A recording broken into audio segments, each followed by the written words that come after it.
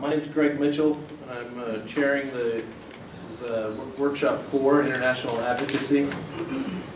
And I'll start, we'll do introductions first, and I'll allow each one of us to introduce ourselves before we start with our presentations. Again, I'm Greg Mitchell, and I co-chair the International Religious Freedom Roundtable here in Washington, and I'll explain what that is in my remarks. So I'll let you guys introduce yourself. You have is that working? Yes. Yeah. Jakub Lepal from 4000 Foundation. Javier Laje, General Counsel at the Human Rights Foundation. Annalise Stengel, Senior Advocacy Officer for the Americas for Christian Solidarity Worldwide. Great. Thank you, guys. So I'll just start with some opening remarks just about my views on and my experiences with international advocacy. Basically, and I'll be speaking from the viewpoint of a lot of participants of the International Religious Freedom Roundtable, just like our views and how they have basically evolved as we've been working on international advocacy over the last few years. But basically, the way I see it is that today's challenges cannot be significantly addressed, let alone solved, by any single state or non-state actor. Indeed, our common challenges transcend borders and can only be solved in concert. So we must work to create a context where people can live with their deepest differences.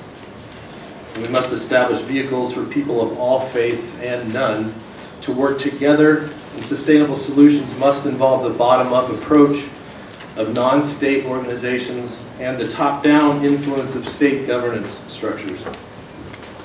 And it is civil society leaders who need to step up and lead the way in the development of sustainable structures that facilitate inclusive partnerships between governments and NGOs, non-governmental organizations, and provide safe spaces for ongoing dialogues, scholarship, education and training, and multi-faith engagement and advocacy efforts. Now, I'm inspired by a few people, but I'm going to quote two here before I describe what the roundtable is and what we're doing. But first, I'm inspired by the words of Robert Seipel, who was the first American ambassador at large for international religious freedom. And just recently, he said there is a limit to what the government can do, so we should not count on government. When government can help, great, but it's up to us. People and non-governmental organizations, we must stand up for the oppressed and for each other. NGOs must hold government's feet to the fire and get government to help where it can. We should give governments a way to improve and help them improve. Then if they don't follow that and work with us to improve, then we take them to the court of public opinion. And the real sanctions come from the court of public opinion. I'm also inspired by the words of Chen Guangsheng. He has said, I've seen him speak at a couple of events in Washington, D.C., where he said we need to shift our attention from governments and leaders to the people. An awakening of the populace is happening, but the people need to feel encouraged. We, the people, need to be the main actors and force governments to fulfill their responsibilities. He's also said, in writings, that leaders of a nation, especially leaders of the world's foremost superpower, the United States, not only have remarkable abilities to govern the nation, but should also have the grand goal of keeping world peace. Only in this way can the good flourish and the bad be eliminated. In today's world, the greatest threat to human civilization is still the barbaric totalitarian system. Through such systems, though such systems are few in number, they do great harm, and this is especially true of massive dictatorships such as the Chinese Communist government. Therefore, to make the good flourish in the world and the defense of universal human rights and values needs to be the priority. To eliminate the bad in the world, the removal of totalitarian governments needs to be the priority. And just one more line from him. He says, citizens of the 21st century need to embrace a comprehensive mentality that the world is one family and understand that humanity won't have peace if totalitarianism remains. So basically, those are my views, and fortunately there are a number of emerging models for such global structures and solutions, and one is the emerging model of the International Religious Freedom Roundtable. The roundtable is here in Washington, D.C. And it's not a formal entity, it's just a safe space. I know Cody on the last panel mentioned this, and he's a participant of the roundtable, so is Anna Lee. It's a safe space where participants gather and speak freely in sharing ideas and information and propose joint advocacy actions to address specific religious freedom issues and situations in the world. In response to proposed initiatives regarding protection of religious freedom for all faiths and none, all participants have the opportunity to self-select into coalitions of the willing. We urge the U.S. government to make religious freedom a higher priority in foreign policy and national security, and we also directly engage heads of state and authoritarian governments. You know, just for one example, we're in an ongoing dialogue right now with the government of Kazakhstan, and they have a new religion law in Kazakhstan that is fairly repressive, and we are directly engaging them and trying to work with them to improve their religion law. And when we do this, each of the faiths is standing up for each other. You know, we often opt into joint advocacy actions to address restrictions on others in countries in which our own communities are not being persecuted and prosecuted. So it is a true demonstration of three vital elements of sustainable global structures and solutions. One, it's a demonstration of citizens stewarding their various citizenships and working together across our deepest differences in order to protect the minority. Two, it's the best of faith at work, operating on principles of inclusion and integration in a golden rule manner. And three, it's a creative intersection of track one, which is governmental, and track two, which is civil society. So it's an emerging model and a true demonstration of track 1.5, engagement in action, through which strategic partnerships and consultative relationships between governments and civil society organizations might advance peace and prosperity. And in fact, the Roundtable is a successful pilot that proves that peaceful, faith-based organizations are not only prepared, but willing and able to work together and engage in the diplomatic realm of states, and that state diplomats are similarly prepared and able to not only receive, but proactively engage such possibilities. You know, and I can answer more questions later about specifically about the roundtable, but that's my opening. You know, so I'm encouraged. You know, despite all the chaos in the world right now, despite all the work that needs to be done and all the situations that you all know about and we're hearing about, such as still in Cuba, you know, I think that there are emerging models that are going to allow for us to work together, you know, shoulder to shoulder and resolve all of these situations eventually. So with that, I will turn the mic over to Naku.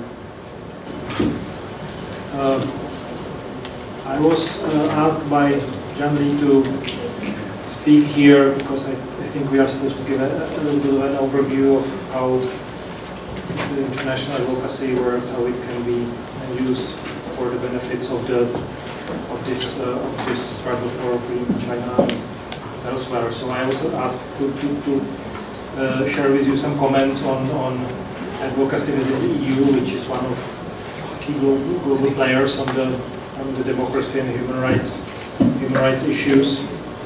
It would be difficult to encompass this subject entirely because the EU, as you know, is quite vast, complicated, and in fact does not have one foreign policy, but a number of them, which sometimes is a problem. But therefore, I will just share with you a couple of observations on the general framework of EU foreign policy and some recent experiences, which hopefully can stir some further discussion and some questions from you, and perhaps some corrective answers. First of all, we must realize that EU is not a single country, but a group of 28 sovereign nations who decide to, or who have decided to delegate some of their powers to supranational bodies in Brussels, which sometimes works, sometimes does not. I would argue that in case of foreign policy, the results are quite mixed, to say the least, and the division of powers between the different levels of the EU is not often clear. The institutional design is the following. The EU has its diplomatic service, a quasi-foreign ministry, which is called the European External Action Service, EAS, which runs the EU embassies around the world and is currently headed by EU High Representative for Foreign and Security Policy, who is the former Italian Foreign Minister, Federica Mogherini. The EAS stands partly aside from other EU institutions, but its head, the High Representative, is at the same time Vice President of the European Commission, which is the main sort of administrative body of the EU. And she is responsible for coordinating the work of other commissioners, members of the Commission in charge of external relations portfolios. These are, for example, EU enlargement, its neighborhood policy, development aid, etc. Since the High Representative is the Vice President of the European Commission, Ms. Mogherini reports to the President of the Commission, but the direction of the EU foreign policy is actually more influenced by the decisions of the Foreign Affairs Council, which is a group of ministers of foreign affairs of the 28 member states. And this Foreign Affairs Council, FAC, meets every month. This means that a lot of foreign policy decisions actually are, conceived and come from the capitals of the member states, which makes advocacy, of course, that much more complicated because you cannot just focus on one player. Another key player in the EU foreign policy is the European Parliament, which is getting increasingly more important. It is the only body in the EU that is actually directly elected by the European citizens, and it therefore feels increasingly so that it should be playing more active and prominent role than before. The Parliament also approves the EU budget, which of course gives it a significant leverage. The key to the Parliament are party groups, which are sort of trans-European political parties. In a little bit similar way, like in the US, these are the two main ones are the Popular Party, European People's Party, which is the conservative one, and the Progressive Alliance of Socialists and Democrats, formerly the European Socialist Party, which is the left-leaning one. These two are the most important ones, and if any sort of effective advocacy is to take place in the European Parliament, these two need to be, at least one of them needs to be involved in that area, the two of them are. Then there are, I think, seven political groups in the Parliament, but I would say that these two plus the fourth one, the Liberal ALDE, Alliance of Liberals and Democrats, is also quite significant, quite open to foreign policy issues, quite open to human rights and democracy, so that also is quite influential. These party groups control the parliamentary agenda of the European Parliament. They have access to seats of different committees, they have access to parliament resources, etc., so they are truly important. However, by far probably the most important EU institution in most of the large strategic long-term decisions, including the foreign policy, is the European Council. This is the summit of prime ministers and presidents of the EU member countries, which usually takes place every 6 months and adopts key decisions. As you have seen now, it can also meet for special sessions when there is a crisis, like right now there has been the crisis with immigrants in the Mediterranean. So this is the Council of the Prime Ministers and Presidents. Since the Treaty of Lisbon in 2009, this informal body has become a formalized EU institution. And as I indicated in the beginning, a huge volume of foreign policy issues is still handled by the individual national governments, which often do not see eye to eye with each other and with Brussels, so that makes it more complicated.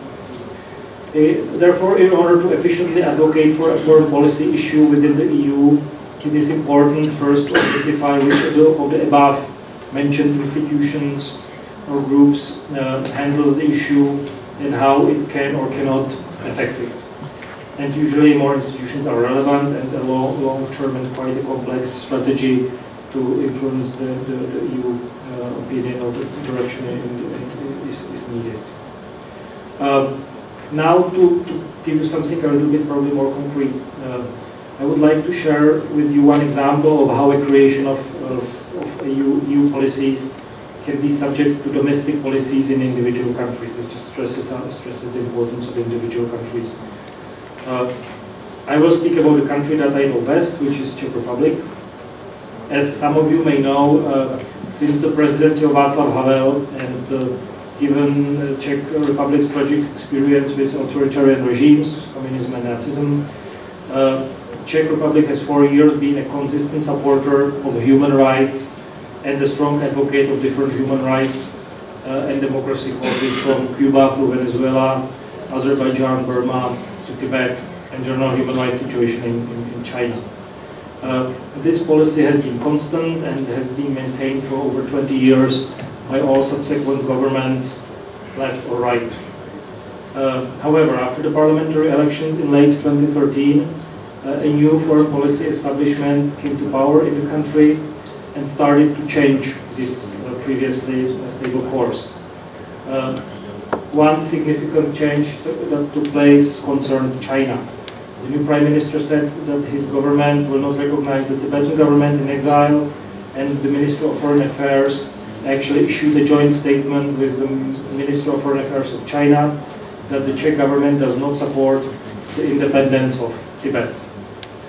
It is quite important here to stress that none of the previous Czech governments has actually called for independence of Tibet or recognized the Tibetan government in exile as a sovereign government.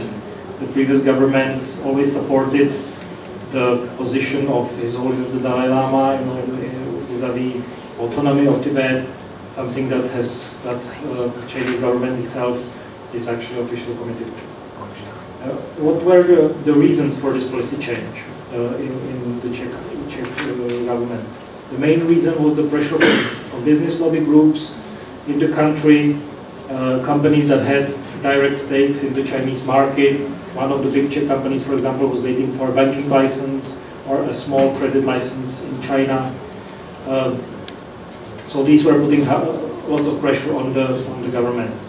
The main official argument was, however, that other EU countries had more cordial relations with government in Beijing, and that by changing the course of Czech foreign policy on China, the Czech government was actually getting back to the EU mainstream. In reality, I think there is no clear EU mainstream on this, and by giving its principal position, the Czech Republic just shifted the entire balance of EU policy towards China in Beijing's favor. After this major policy shift, a huge negative response erupted from the civil society, media, and society in general in the Czech Republic. There were petitions, articles, demonstrations, even in front of foreign ministries that one of them we organized, as well as meetings with members of parliament and government officials, which is not very common in the country, Czech Republic. In Czech Republic, the foreign policy issues are usually not treated in this public way, and this reaction surprised the government quite a bit. And as a result, it softened its changes in human rights foreign policy, and including to a minor degree also the changes in its China policy. So it was a mildly positive, I think, final result. Why I quoted this? I quoted this for two reasons. Number one, it is probably essential for the big issues in the EU foreign policy advocacy to target principally the key member states, key countries such as Germany, France, Britain, though Britain is usually standing a little bit aside, or some influential countries that focus on specific areas like Sweden, Spain, Poland, or as it used to be in the case of human rights and democracy, the Czech Republic, which again is now sort of stepped away a bit from this issue. And the second lesson that I think is important from these developments last year, that civil society pressure can actually be quite significant in pressuring the individual governments. And in the Czech Republic, where there used to be quite a strong human rights policy consensus among the mainstream political parties as well as the mainstream NGOs, we were usually not used to go into direct confrontation with the government on these foreign policy issues. And now we are learning that it sometimes is necessary, and it seems to be working. So this is one concrete experience from last year. And I will be happy to answer your questions. Thank you. Thank you. Thank you, Jacob. To start with the video, please. Video, okay. Talking about an example of direct confrontation that Jacob was speaking about, let me show you a way of direct confrontation advocacy that you can use in order to bring forward your arguments. This is happening at the UN Human Rights Council. Do we have audio? That's happening at the UN Human Rights Council. We can also maybe put the microphone there. That's needed.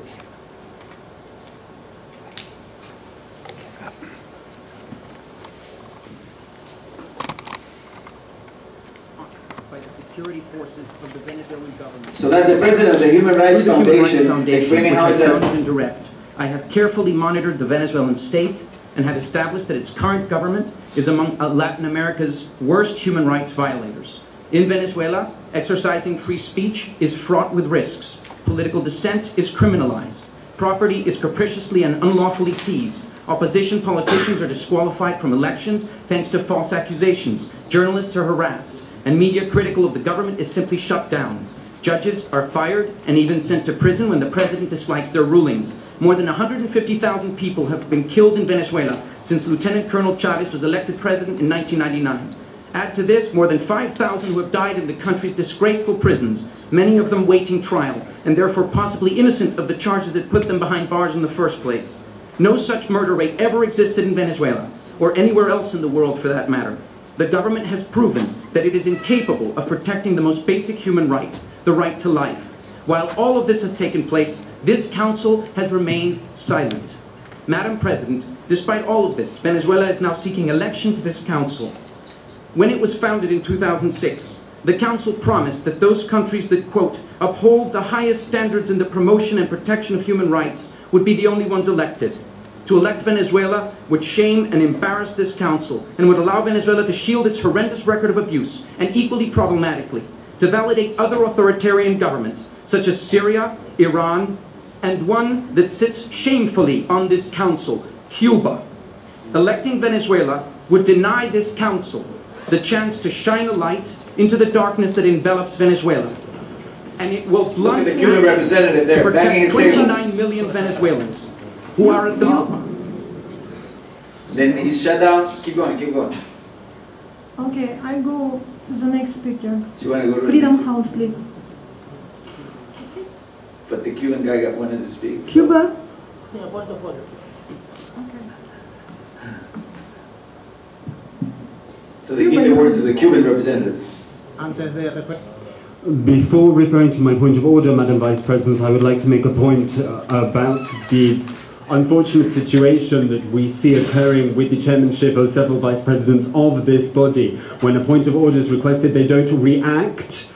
They simply allow the point to continue, and the floor is not given immediately to those states who are requesting a point of order. I need to clarify that when a delegation asks the Vice President to take the floor for a point of order, it is the obligation of whoever is chairing this council, whoever is sitting in the President's seat, to interrupt the proceedings and give the floor to the state that is requesting the right to make a point of order. That said, and having made that point, Madam Vice President, I have to say that my delegation has requested the floor at this juncture to present a point of order. The speaker is out of line. It is possible to refer to human rights situation in this council, but one cannot question under any context the aspirations or hopes of states to become members of the Human Rights Council or their right to be members of the Human Rights Council. If you wish to refer to what you allege or believe to be a human rights violation, then you may do so, but you cannot say that my country hasn't a right to be a member of this Human Rights Council. This means that his statement was completely out of line, and I ask that it be struck from the record. The statement just made by this NGO. Thank you. Pause it. Just pause it. 1 second. No, Just let me pause. give a translation. Some maybe Sorry? need a translation. They don't have a translation. 是不是这个可能很多人还没有知道刚才发生了什么事情是吧？那个要解释一下，这是在联合国的人权理事会上，刚才发生的事情。联合国的人权理事会上呢，一般像我们老百姓是没有，就是人民是没有，基本上没有声音的。但是有一些 NGO 呢是在那边有注册的，它 NGO 呢可以推荐这个自己的代表。在这个会期的话，有2分钟的发言，那我们经常呢会利用这2分钟，我们在日内瓦有合作的组织，我们会希望他们推荐。那我曾经讲过2分钟，天呐，我刚才天呐，刚才也在这个地方讲过2分钟。他讲2分钟的时候也发生了很多故事，我讲2分钟的时候也是中国政府马上起来就反对，然后古巴政府、北韩政府出来就来支持中国政府。然后美国政府出来就支持我们，然后这个主席就裁决继续讲下去。就刚才呢，就是那个 Human Rights Foundation 的 President， 就他的这个组织的 President， 在那也是2分钟的演讲，他用速度非常快，他必须很快的去讲，因为只有2分钟的时间。他在里边讲到了委内瑞拉，又讲到了古巴。在讲到古巴的时候，古巴的2个那个代表一下就起来了，把椅子都搬起来。然后刚才那一段呢，就是古巴的反驳，这是整个一个过程啊。Before I approve what Jan Lee said, I'm going to ask my colleague William, who speaks Mandarin, or was he making things up? Huh? Saying all bad things about you, huh? So if you can continue the video, just to show you how it works at the UN. You take your 2 minutes of fame thanks to an NGO that has consultative status there, gives us 2 minutes to expose a country, in this case the shameful election of dictatorships to the UN Human Rights Council, and then the choir of dictatorships take the floor and start reprimanding the table, reprimanding the speaker. So if you can continue. Thank you, Madam Vice President. The U.S. usually will take the word afterwards to defend that NGOs are allowed to say whatever they want to say. This is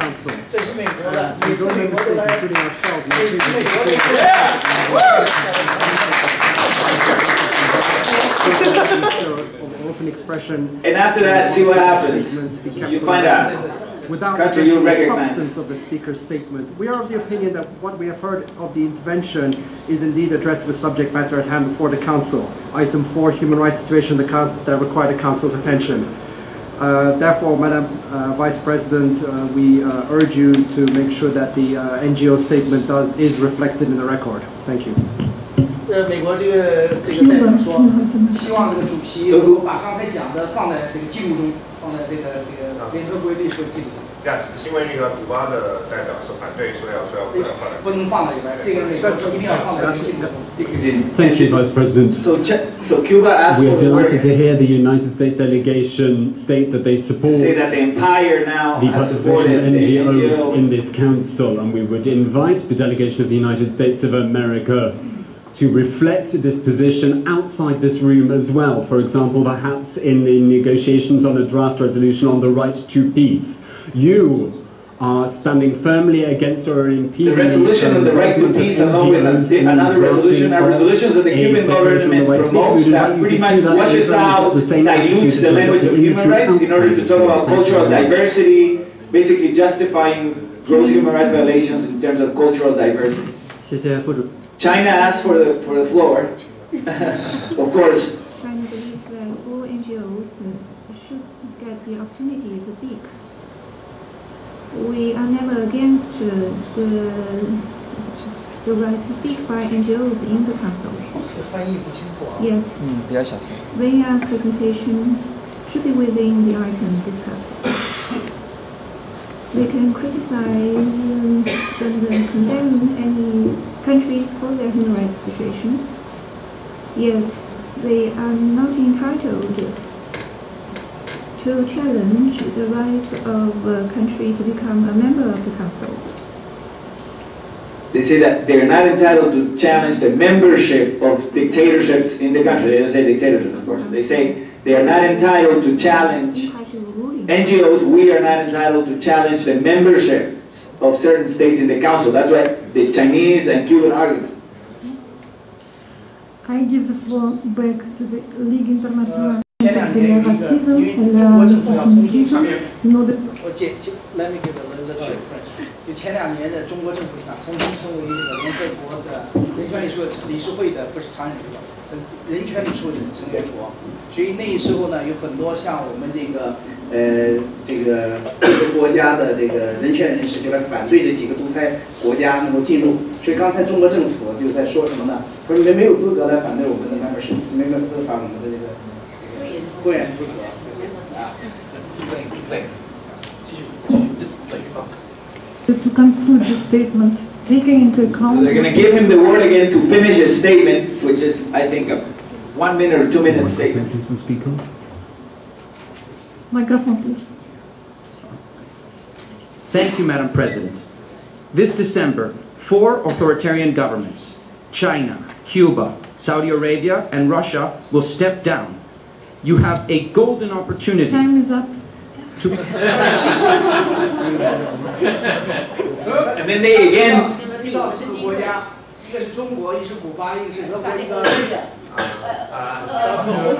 Russia.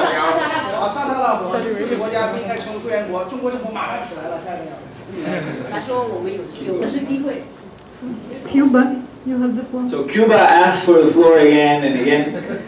You can end it there. You can end it there. You can go to the first. Vice President. You can end it there. You can go to the first picture. So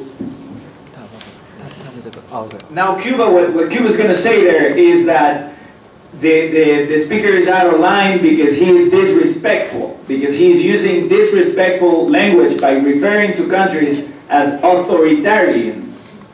By saying that these are authoritarian countries, he's being disrespectful. So that's not, by the way, that's a way dictatorships interpret the rules of the United Nations. However, those are not, thank God, the rules of the United Nations, especially not of the UN Human Rights Council after it was created in 2006 to replace the shameful legacy of the UN Human Rights Commission, which existed before and was disbanded that year because it got to, in their courting to dictators, it got to the lens of electing Muammar Gaddafi as its president, and Muammar Gaddafi's government as its president. So they disbanded the UN Human Rights Commission, they created the UN Human Rights Council. And in resolution, in resolution 60/251, a UN General Assembly resolution, they establish a criteria of election for countries at the UN Human Rights Council. And basically they need to internally protect human rights and at the UN also promote the human rights causes. And based on that, UN Watch partnered with the Human Rights Foundation, and we put together this report. Elected 2014, 2006 members of the UN Human Rights Council were based on that standard set out by the UN General Assembly resolution that created the council. Based on that standard, we grade all of the countries that were submitting their candidacies.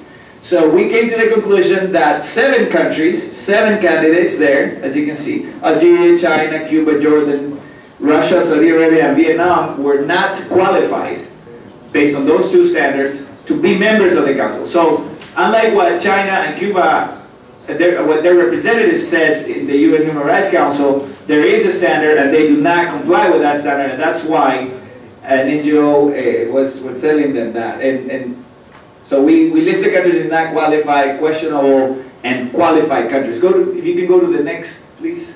Next slide. Yeah, so that's part of the same report, is the executive summary of the report. And you can go to the next, please. You can go to the next. Yeah, I have many slides, so we have to go a little fast.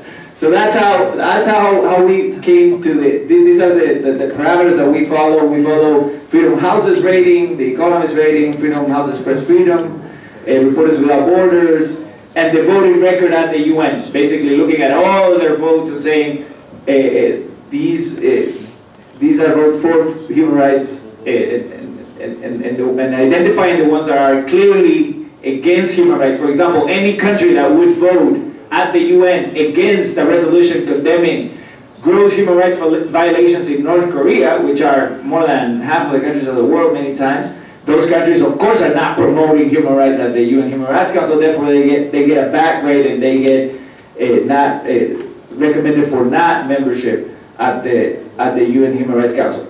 Keep going. Keep going. That's the resolution I was telling you that establishes the standard. You can go to the next one. There in number 8, it says that when electing members, the council will take into account the contribution of candidates for the protection and promotion of human rights and their voluntary pledges, etc. So that's proof of what I was saying. Go to the next. And equally, it says that they have to uphold, all members, the highest standards in the promotion and protection of human rights. Does China uphold the highest standards in the protection of promotion of human rights? No, right? Yet, they are members of the council because they as long as they're elected from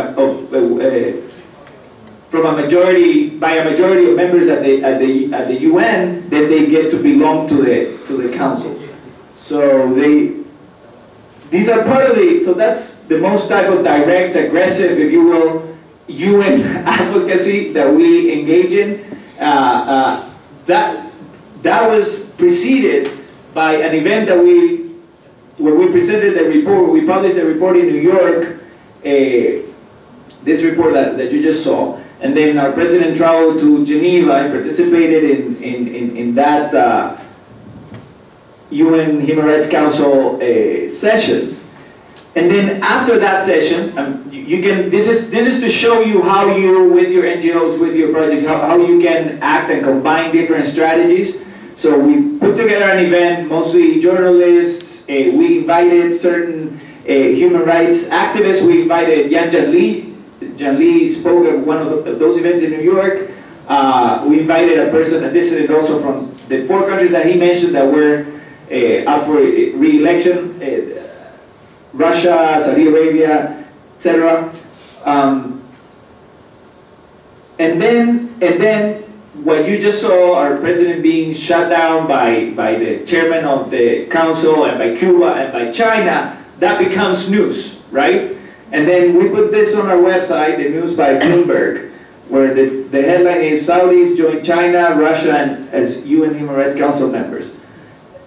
Go to the next, and then they get a quote from our president. He writes an op-ed editorial on a newspaper, on the Huffington Post in this case. Cuba, Russia, and China shut down UN human rights discussion about Venezuela. Go to the next. Then the Daily Caller, maybe from the other side of the political spectrum, the same. Dictators score a major victory at UN Human Rights Council. So try to cover all bases there. Go to the next. So that's part of the UN advocacy work that we do. Then through the also Freedom Forum, also we raise the profile of certain speakers. We have had those speakers from China, which I mentioned yesterday in my introduction to the keynote speaker, briefly. You can go to the next. And then we file, and I think because I only have 2 minutes to go to, so I think this is going to go to the Q&A part. But we file what are called petitions at UN Human Rights special procedures. Go to the next. So those are examples of some of the petitions that we filed. The UN Human Rights Council appoints a number of special procedures mandates. The UN Working Group on Arbitrary Detention is one of them. You've heard probably also of the UN Special Rapporteur Against Torture, the UN Special Rapporteur on Freedom of Expression and Freedom of Association, on human rights defenders. These are all special procedures that you can file petitions to and get them to send communications to states.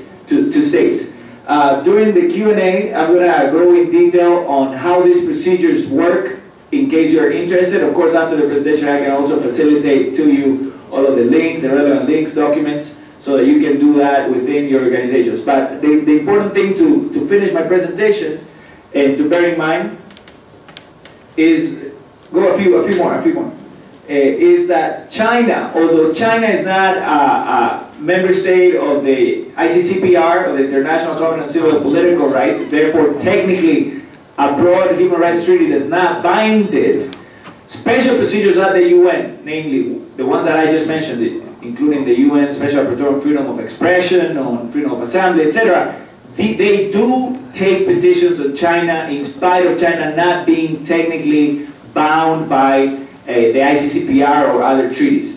They base this reasoning on you can keep going, a couple more. Couple more.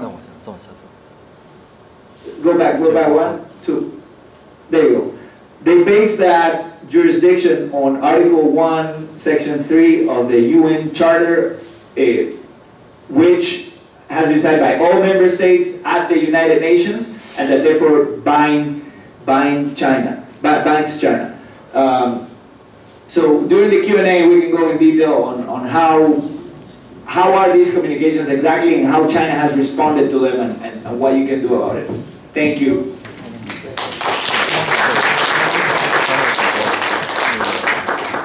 Good afternoon. I was asked to speak on advocacy in Latin America. And just to give some background, we can go to the second slide.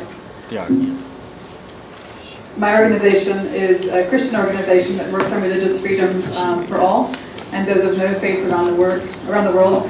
And my background is that I have been working with CSW for 14 years now.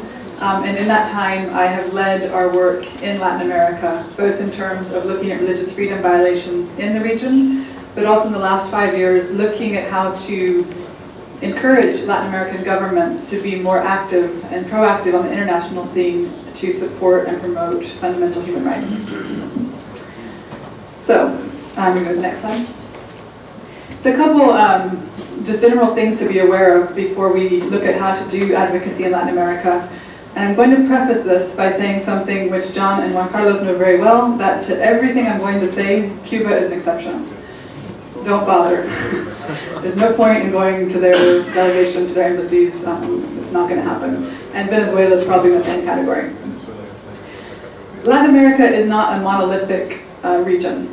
You have a diverse different cultures, different countries, different histories, and different languages in the case of some. There's no body like the European Union that brings them together, that has an external focus. The most cohesive body probably is the Organization of American States, but that has a primarily internal focus, not outward looking. So you're going to have to engage on a country-by-country basis. There's no shortcut to that to get groups of countries to work with you. When you look at the different countries, for example, if you compare Venezuela and Mexico and Brazil, you have completely different contexts, completely different systems and situations. And so you're going to have a different approach for each one. Sometimes the countries in the region have very contentious relationships with one another. So again, you don't expect, because you have one country on board, for other countries to follow. There's different blocks that shift and change, but again, you'll need to go individually. Okay, next slide.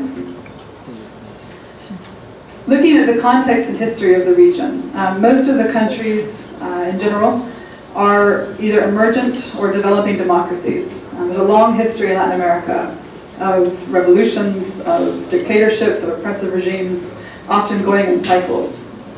Today, the majority of countries, though not all, are at a stage where they have emerged from dictatorship and authoritarian regimes in the last 10 to 20 years. And we've seen a consolidation and establishment of democracy in those countries.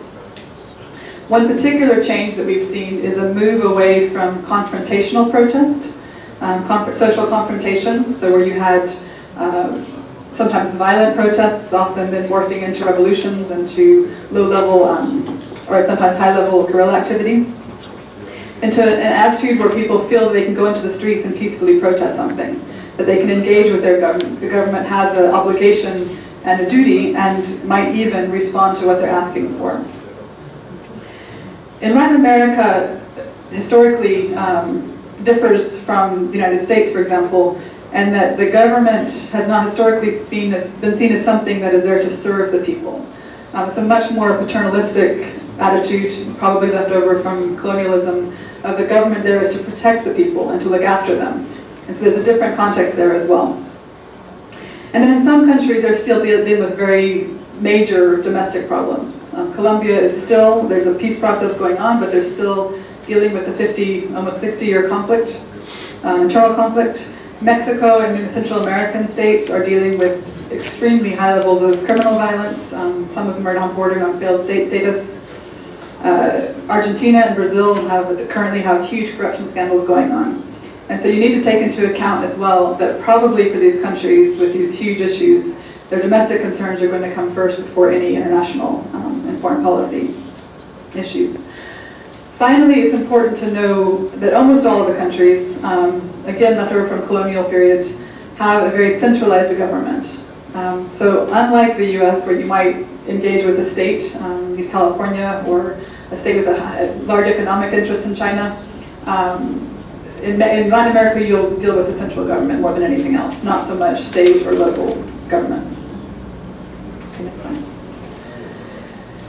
However, Latin America is in a new phase internationally. Many of these countries that are now either emergent or developing democracies view themselves internally as modern and democratic. They want to be seen, and they believe themselves to be legitimately part of the first world in terms of international politics. They want to be seen as partners in the international arena with other democracies and with their former colonial powers. And so there's something there that many of them now are interested in international issues. They're interested in engaging because they see it as an opportunity to now stand shoulder to shoulder with those countries that in the past would have dominated the conversation. They're also increasingly signing lots of trade and development agreements. And many of these countries, if not all of them, this is happening with China. In the last 10 years, China has done a huge trade and development push and diplomatic push across the region. We've seen similar things in Africa, but in Latin America it may have been a bit quieter, but it's definitely happening. We've seen cases where they've tried to use, or they have used, economic and gift giving as a way to influence diplomacy. One big example of that is Costa Rica, which a few years ago publicly stopped recognizing Taiwan. And that was actually in return for something that seems a bit silly now, but China basically promised them and built for them a national soccer stadium at no expense to them. In return, Costa Rica stopped recognizing Taiwan.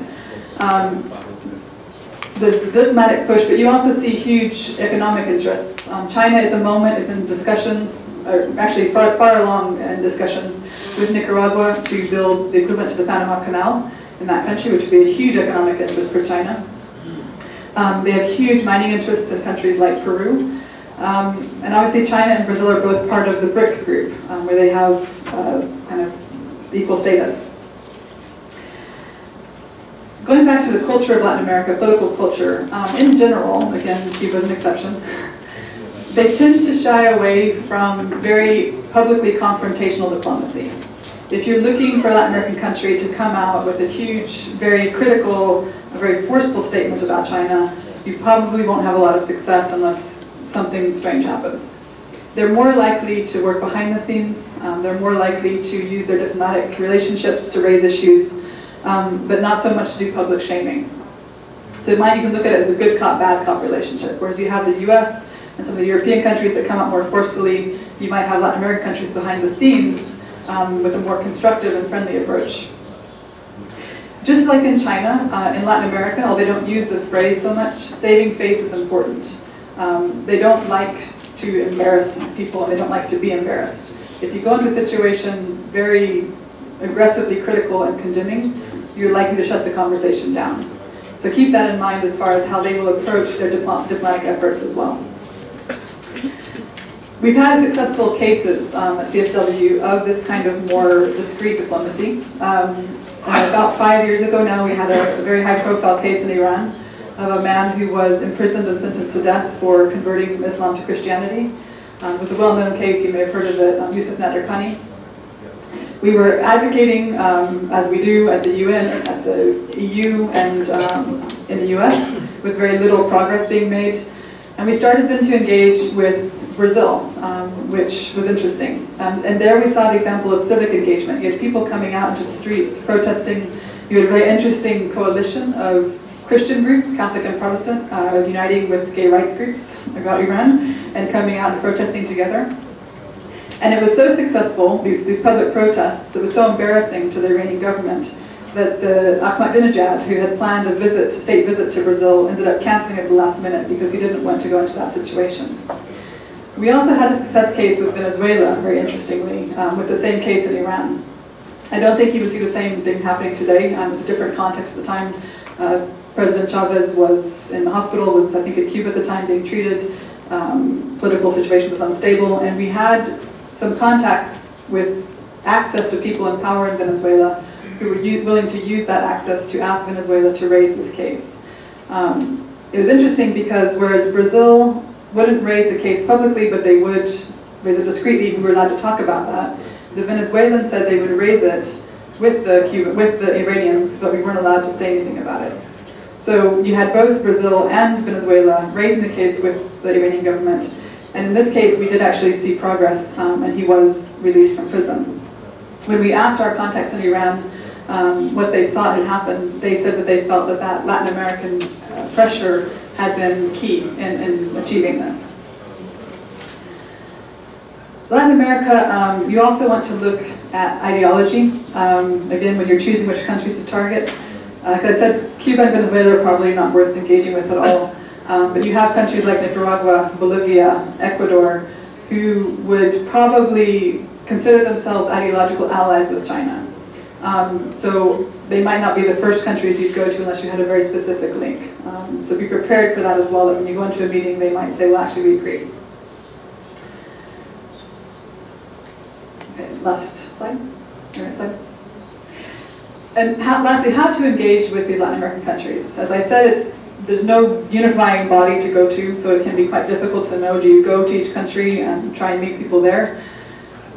Going back to what I said earlier, because each country tends to be quite centralized in government, it's actually very efficient just to go to the UN delegations.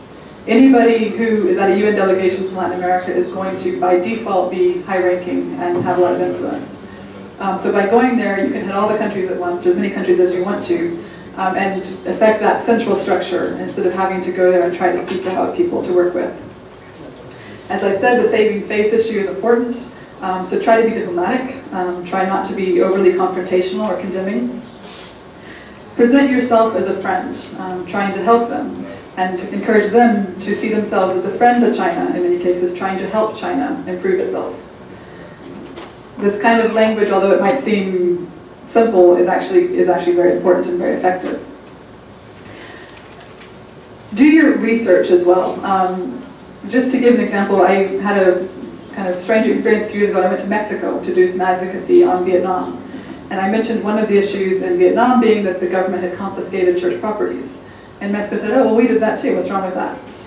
And I had forgotten, I had researched that Mexico had done exactly the same thing in the 1920s, and they still never gave them back. And they really saw no issue with that particular human rights obligation. So before you go into a situation, research the country a little bit, see what their laws are like, and make sure that you're on the same page.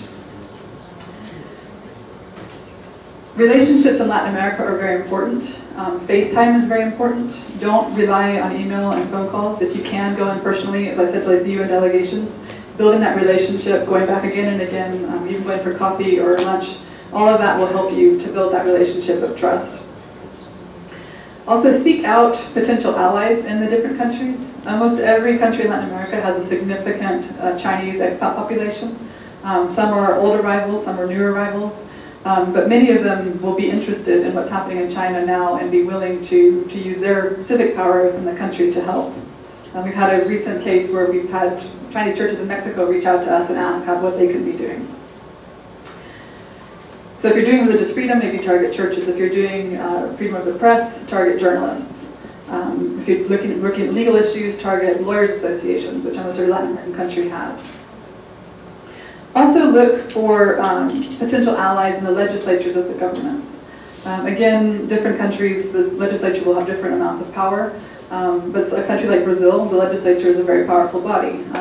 Last month, the Brazilian Congress launched the equivalent of a caucus on religious freedom.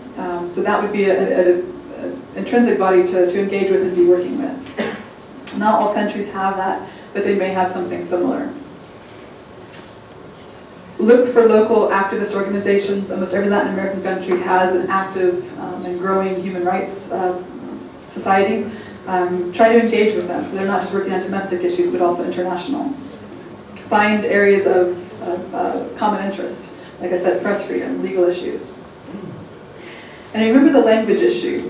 While many, especially the elites, will speak English, not everyone does. And even the ones who speak English will really appreciate it if you take the time to translate your materials into Spanish. It shows them that you value them and what they're doing. And then my final slide, it's probably the most important. And I think John and Juan Carlos can probably attest to this. Make sure you follow up. Latin Americans, like many of us all over the world, will say, yes, yes, we want to help you, we're so happy, let us know what we can do, and then they go away, and something else comes up, and they get distracted, or they forget, and they may have been completely sincere, but other things come up. Latin Americans are notorious for this, so follow up, call them, email them. You're not harassing them. They'll appreciate it, actually, and it's also a way of building that relationship, reminding them that you value them, that you need them, that you want to be working with them. So don't get discouraged. I met a woman in Mexico last week who was trying to engage with the government there, and she was very upset because she'd met the Mexican ambassador before her trip. He promised her all kinds of contacts. He'd never emailed her the contacts. And I said, well, did you call him back? Did you email him? She said, no, but I thought you would. And I said, no. You have to keep pushing that, and you will get your results, but you need to be persistent and perseverant. So that's a very general and very quick overview of how we're doing Latin America, or advocacy in Latin America. And again, as the others have said, I'd be very happy to answer any questions about that.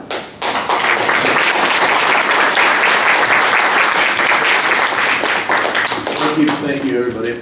Before we open it up to questions, I just wanted to highlight some of the key points that I heard from the presentations.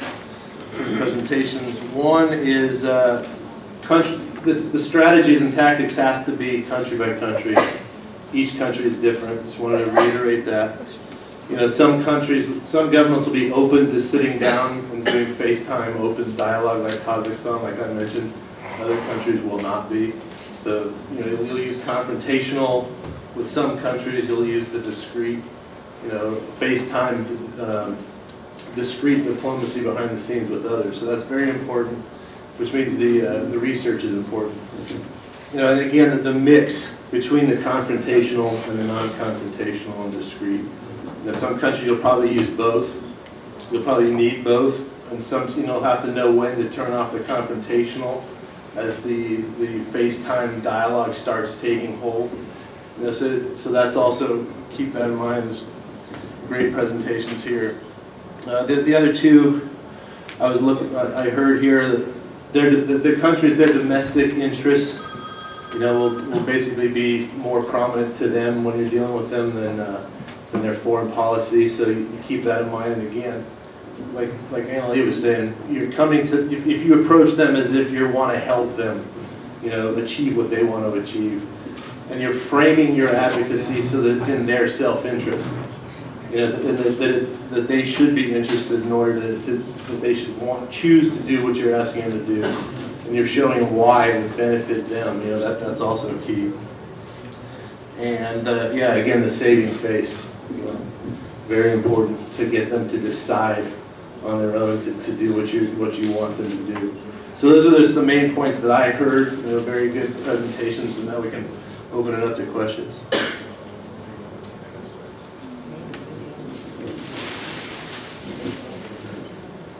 Thank you very much for the wonderful presentation.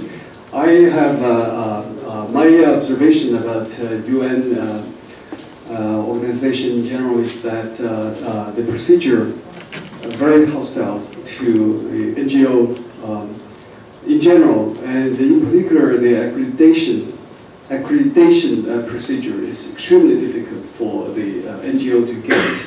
So my question is, how can we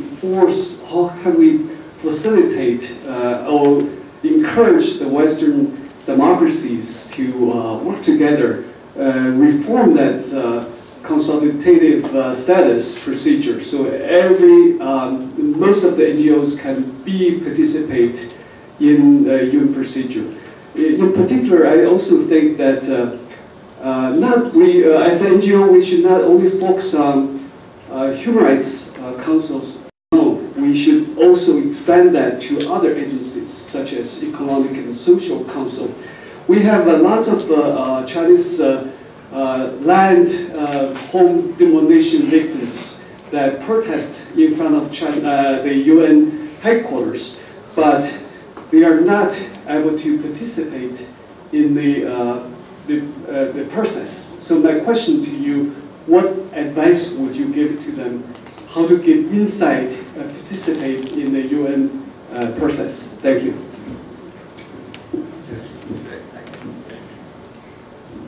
I don't know how feasible, what are the prospects for reform for the way consultative status is obtained right now at the UN. My guess is that would be difficult.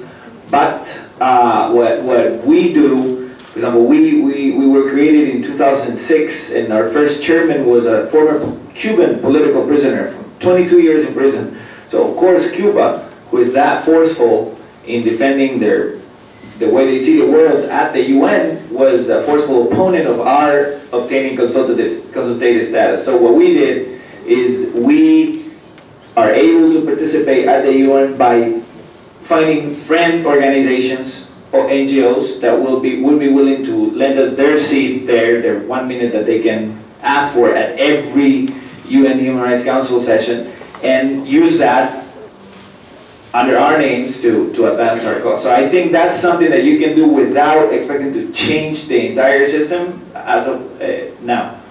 And what was the second question? And also, Mr. White's had a question. Is that on this same issue? Yeah, and the second aspect was how to have the Chinese victims of the home, demolition, to forced demolition, to get into UN process, how to get credit, how to be accredited, so they can get into the formal process. Not familiar with whether there would be a specific body that would look at that. There is no such thing as a special rapporteur of private property or on eminent domain at the UN. There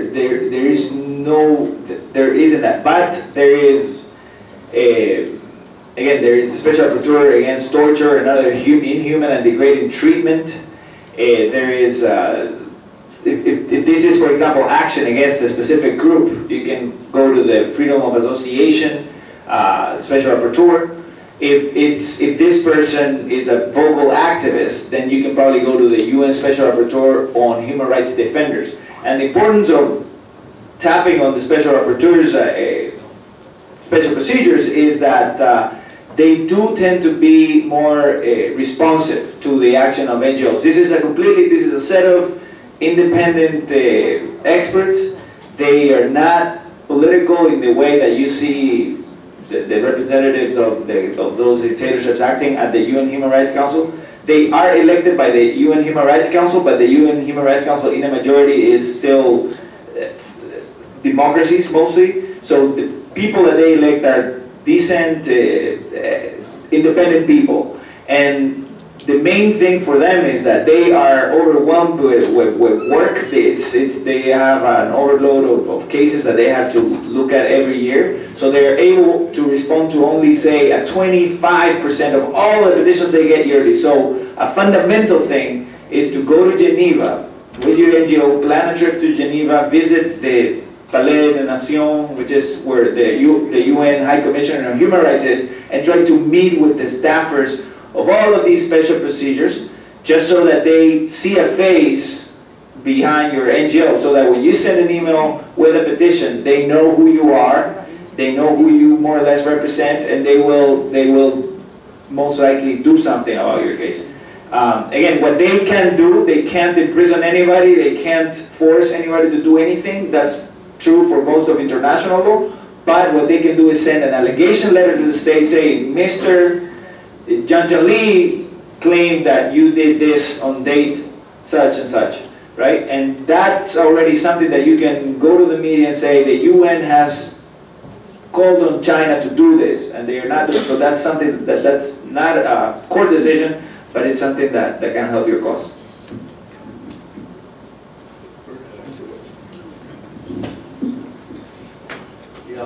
Edgar, as long as you brought up the UN, one, just to follow up on Lin Shao's question, and another one. As you can see from the press covering our presidential election, the press loves horse races.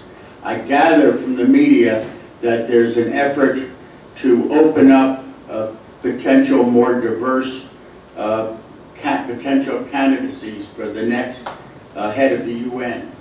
And I wonder in that context if various candidates couldn't be pressed by NGOs, A, for their view on improving human rights at the UN, and among other issues specifically on the question of accreditation, which would then presumably be a hook for press coverage of that and maybe influence them. But my question is this. I was informally involved a little in the COI on North Korea. And even though it was pretty clear that at the end any reference to the court would be blocked, it served as a great vehicle for publicity on what was going on in North Korea.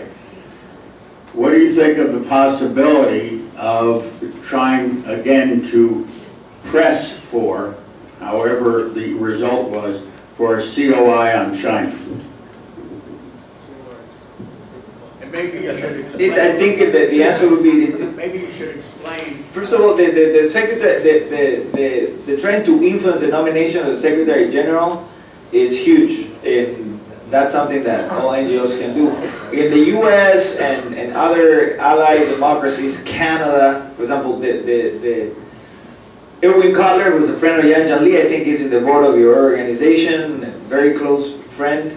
Erwin Cutler, who is from the party of the left, if you will, in Canada, very strong against the communist dictatorships. Cuba, even Venezuela, who has horrible economic policy and is a good ally of Cuba.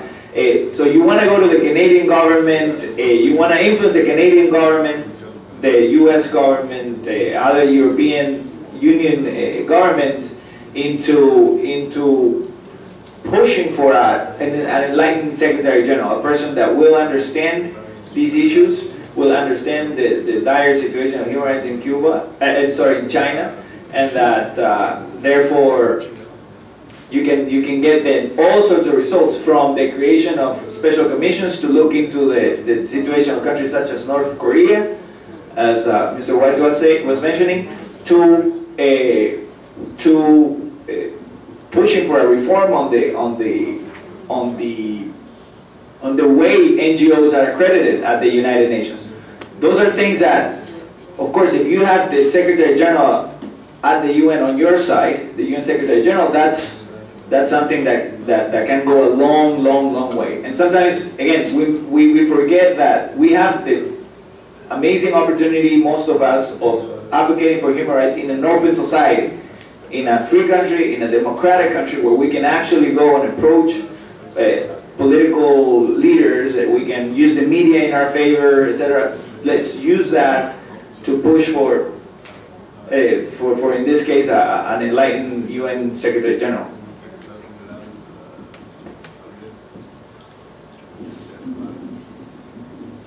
Thank you all. Well, I have a question for Jakub and a question for Anna.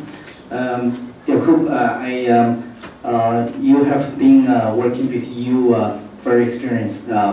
We are trying to campaign for Ilhan, for him to win the Sakharov Award prize. So we just want to have some specific advice how to do. We check on the online on the website. There's very little information how we do it. And Anna, thank you for your very good presentation, because this is a totally brand new frontier for us. I personally have no experience with Latin America, but I have some experience with you and UN. My question is, you mentioned that we should try maybe find an ally in the legislature, and my question is how big that is potentially, and grassroots wise, can we find allies that they can in turn work on the legislature? And I ran into a few activists at Tibetan meetings, but I don't see many of them. So that's for you. Jeremy, thank you for the question.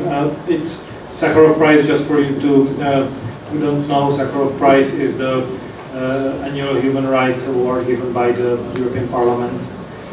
And it has been given to some people that we all know, sort of by and some others.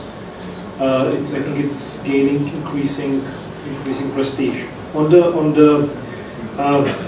way how to influence or how to lobby for your candidate, I'm not familiar, or I do not remember exactly the rules now, but the key there is, again, as I mentioned in my remarks, the political groups. And the two of them, the People's Party and the Socialist Alliance. Talking to them, getting support from them, I think would be your key. And we have been working on this several years ago, so I'll look it up and I'll get back to you on that, because I think that can be useful. My question is going to answer the. Oh, I'm sorry. Yes, it's obviously a very big continent, very complicated continent, lots of different countries, so it can be difficult to know where to start. However, just very basic things. Groups like Reporters Without Borders, Amnesty International have a presence across the region. Amnesty currently is in the process, or has been in the process, of moving to more regionally based work instead of having a central office in London doing all the advocacy. And so those would be a really good starting point to engage with them. They'll mostly be looking at domestic issues, but they'll be connected with the wider Amnesty International, the wider Reporters Without Borders, and probably have a strong interest in those international aspects as well. In most of the countries, you also have platform bodies of NGOs. Again, mostly domestic focused, but by their nature, the people will have an interest in human rights generally. And that can again be a good starting point to look at who your allies could be and how they could help you with access. Then you have a country like Peru, for example, where you have this China overlap. You have a very strong, it's called the Coordination of Human Rights Organizations. It groups about 60 different domestic human rights groups together. A huge issue in Peru right now is mining and the human rights abuses that are, and the environmental abuses that are connected with that. China has gigantic mining interests in China and is trying to expand them. There's all kinds of issues around that with labor, because the Chinese import their labor from China. They're not employing locals. There's environmental impacts. And so you'll have this human rights groups in Peru working already on China issues domestically. And probably they'd be quite keen and excited to also look at what's happening in China and how they could be complementing what they're doing domestically and raising larger issues as well. The whole region has been diversifying in terms of religion, but also secularization in the last decade or 20 years. So there's also opportunities there to be engaging. You have lots of church groups that are very interested in religious freedom generally around the world. So engaging with them, they might not be your kind of usual suspects as human rights work goes, but they'll be interested in a specific issue, possibly. And so looking for those groups, looking for groups like I mentioned, like local journalist associations, local legal professional associations. Almost every country has these professional groups, and there will be an innate interest, depending on the issue you're working on, to cooperate with you and at least get the information and to be sharing that and helping, again, with access, identifying sympathetic members of legislatures, identifying people in the foreign ministries that might be helpful. And those are all good starting points, and I'm happy, obviously, to share that with you as things come up. On that line, and there's two questions, I think, or three, probably to finish off. But I just wanted to throw in, hopefully soon there will be these international religious freedom roundtables on multiple continents. We have the one here in Washington, D.C., where we have NGOs all working together, identifying allies, working with legislators, and then we also, Cody and Bob are working with people in Taiwan to start an international religious freedom roundtable in Taiwan. There's interest in forming one in Brazil. So our goal and our vision, what we're building towards, it'll take a little while to build it, but hopefully soon we'll have these roundtables on each continent where we can be facilitating exactly what you're asking. Hopefully we'll have more success doing it. Three questions. There's one first here, you're number two, and then I think you'll be the last question. My question is very specific, continuing from Jimmy's question about the nomination for trying to nominate Ilham for Sakharov Prize. If we put a few groups together, for example, I haven't talked to them yet, like a PAN International, our own little group, our Citizen Power, and a couple others. If we put a few groups together, we write a letter together, and how effective it is to send such a letter to EU members, parliamentarians. The rule for the nomination is that you have to have at least 40 EU parliamentarians or political groups, like you mentioned. So I was thinking, is it effective to send such a letter to, like 400 parliamentarians, try to solicit 40 of them? Of course, it is. I mean, it's as was mentioned here. It's always about combination of approaches. So sending a letter is first. It cannot be the only thing, but it's a first step. And if each of them MPs or MEPs gets a letter, some of them may even read it, then it brings that to their attention. And then if you go, or your colleagues in Brussels go, and you don't need to target everybody. You have to target, a couple of people, the key ones in the main groups that we have mentioned, probably maybe the Greens. That could be enough. And just go to the people that are making recommendations or decisions within the political groups. Then with that, you should be doing your job well. And I can get back to John Lee, and we can actually look at. I can give you specific names of people that you can go to, which MEPs would be the key ones to do that, including some Czech ones. Speaking of UN, October of 2013, when China was going through this UPR, Universal Periodic Review, many of the member states, I think, mentioned Tibet and Uyghur issues, and few of the issues or questions or demands were quite specific. Things like, was it a special rapporteur or freedom of religion and belief in affected areas? Well, it also gives a platform for members to review their human rights record. But at the same time, I also felt like it also gives a platform. It also allows them to plainly not accept the questions, which what China did. They accepted only one thing, that was like UN commissioners' visit to area. They said yes, we're going to facilitate it, but they never mention the dates, and majority of them were not accepted. So my question is, are there any mechanism to challenge these that are not accepted, or if it's not, then I mean it's not really fulfilling what it has promised or to the members? That was my question. Yeah, I was actually among the slides that I was going to show. There is one that were the special procedures. This came out of a meeting from all the special procedures, clarifying their roles. And while they do have the opportunity to ask questions to the state, to make recommendations, to follow up, etc., they also have to do this in a constructive always constructive, always engaging manner. So don't expect the special rapporteur saying, really? So you didn't respond to any of my recommendations and only responded to one? They're not going to do that. They're not going to do that. Unfortunately, it's the way that system works. So you can use the fact that they bring these issues up and the fact that the government has not responded, have not responded about those issues to I don't know, lobby any other thing that you want to have happen at the UN with that argument, saying, look, the issue of freedom of expression, of freedom of association, of freedom of religion, all of these religions in China are not being accepted by the Chinese dictatorship. Let's lobby, I don't know, if it's Latin America, if it's other organs at the UN, if it's the US government, if it's the Canadian government. Use that, you can use that as an argument that documents exactly what's the position of the Chinese dictatorship regarding these legitimate things. And that's consistent with what you're saying. I mean, that's what we're doing right now with Kazakhstan, just to go back to that example, because that's what we're in the middle of right now. The UN Special Rapporteur for Freedom of Religion or Belief, we engaged with him, and we were employing multi-faith advocacy to actually get him to go visit Kazakhstan so he could then write a report on religious freedom there. He did that. So now there's recommendations that he's put in his formal report. And we're now going to use that. We're going to use that report and really probably try to increase the pressure on the Kazakh government to actually follow and start to implement some of the reforms that he has recommended in his report. We can use the media. We can lobby the U.S. government to weigh in with them too, using that report.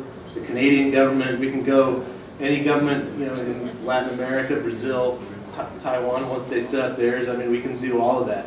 And the more you get weighing in with them and using that report and those recommendations, I think the more likely you'll have success. Last question.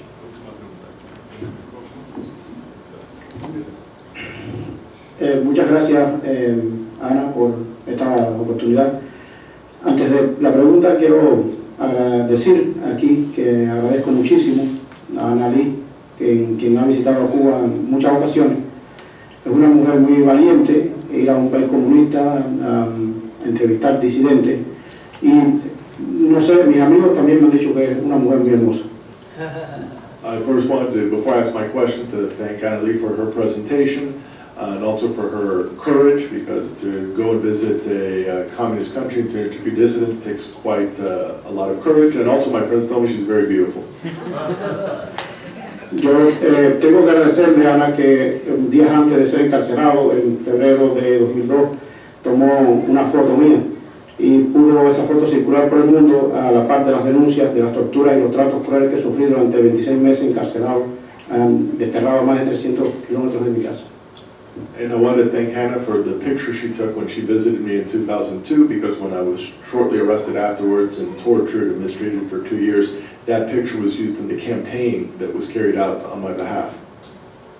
En Cuba no hay libertad religiosa, y yo puedo decir que no hay libertad de ninguna clase. Los 30 artículos de la Declaración Universal de Derechos Humanos son violados. And in Cuba we don't have religious freedom, and I can say that the 30 articles of the UN Declaration of Human Rights are violated systematically in Cuba. Pero ahora podemos hablar de algo que tal vez en lo que se pueda trabajar. En Cuba el gobierno se niega a reconocer a unas 200 organizaciones religiosas porque la ley dice el gobierno comunista no lo permite. The Castro regime refuses to recognize 200 religious organizations because the law does not recognize it. Las iglesias evangélicas no pueden fabricar templos, no pueden predicar en los parques, en las calles ni en los estados. Evangelical churches aren't allowed to build new churches. They're not able to evangelize on the streets. La libertad religiosa continúa bajo el terror y encerrada en los templos. And the freedom of religion is constrained to the existing temples by terror. Tengo una gran información, mucha información, soy cristiano y he promovido y participado en la creación y fomento de grupos religiosos que no son reconocidos por el gobierno. And I'm an evangelical Christian, and I've also taken part in the formation of religious groups not recognized by the government. Uno de estos grupos es la Iglesia Apostólica Cristiana Internacional, y aunque yo milito en la Iglesia Bautista, pues he estado ayudando a esta iglesia. And one of these groups is the International Apostolic church, although I'm a Baptist, but I've helped them in organizing. Esta iglesia ya tiene más de 40,000 miembros. And this church has more than 40,000 members. ¿Qué podemos hacer de conjunto para obligar al régimen cubano a que reconozca a todas estas organizaciones religiosas y permita la prédica libre en las calles? So my question is, what can we do to pressure the Cuban government to first recognize these religious organizations and to permit evangelization on the streets of Cuba? Thank you very much. I'm working on it. I think with Cuba, as with China, both countries try to maintain an image that they respect rights, that everything is fine. Cuba has multiple times come out on the international stage and said, we have religious freedom in Cuba, it's fine, there's no issues. And China's done very similar things. We all know that's not true. And so one very key thing is documenting these abuses, making sure the information is coming out, getting out, it's well documented, and then that we can expose that in forums like the UN, within different international groups, at the EU, with Latin American governments, in the media. And I think just Juan Carlos and John being here today with you all is another example of what I mentioned earlier of this kind of cross-pollination of human rights activists from countries that are very different in many ways, but have a very similar problem and have a lot of connections that are very, very important. And I think that as we see more of these relationships being built, more of these connections being made, I think the governments like that in Cuba, governments like that in China, will take a step back and start to be concerned about these different alliances. So I'm just really glad to see you here today, and I would encourage you to continue to do these kinds of things. All right, thank you very much.